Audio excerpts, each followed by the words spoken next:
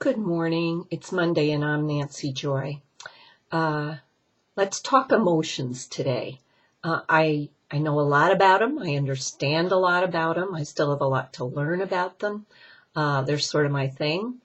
I've often said I feel like a scientist in a lab studying emotions, and I think I get something and then I get another piece and get even more. So I just want to share briefly because feelings and emotions are so confusing to so many out there.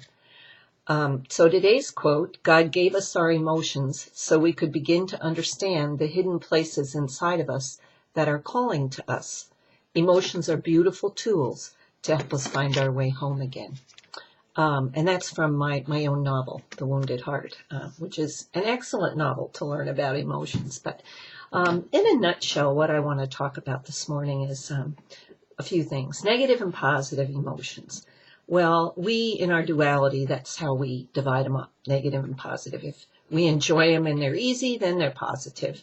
If they're difficult and make us feel uncomfortable, then they're negative. Well, it's time to come into integration. It's time not to draw the line down the middle. The so-called dark emotions have probably a tremendous amount of value.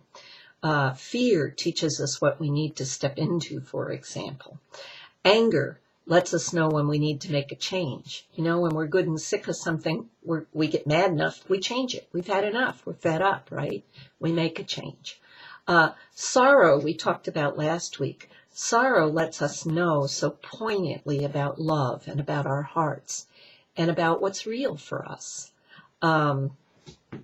What's another one? Shame, which we've talked about. Shame is the emotion where we hide everything we don't know what to do about. So it's telling us, come explore me.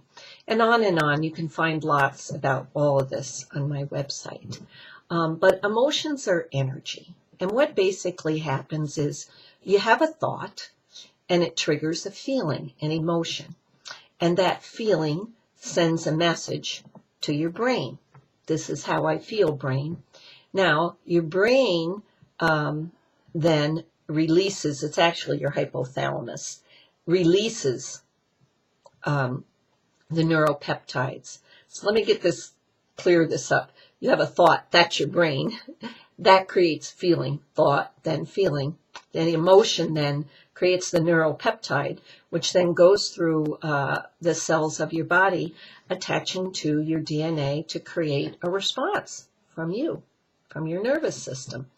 And normally, many times, the response, it goes automatically to where it's used to going.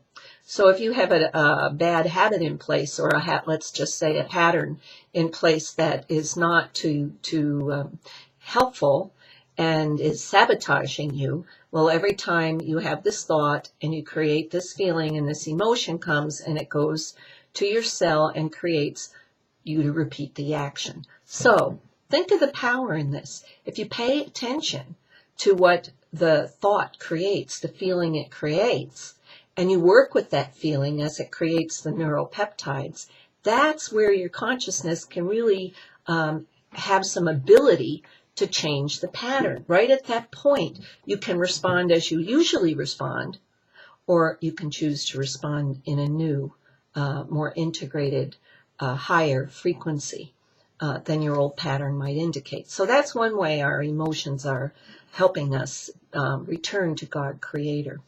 I know many of us have done a lot of clearing work and a lot of, quote, processing, which is actually, I like to call progress. And some now are reaching a vibration where, yes, there's still more to heal, but it's not necessary for them to keep working so diligently at it because they have learned how to change their responses and how to respond in a way that's more expansive, more conscious.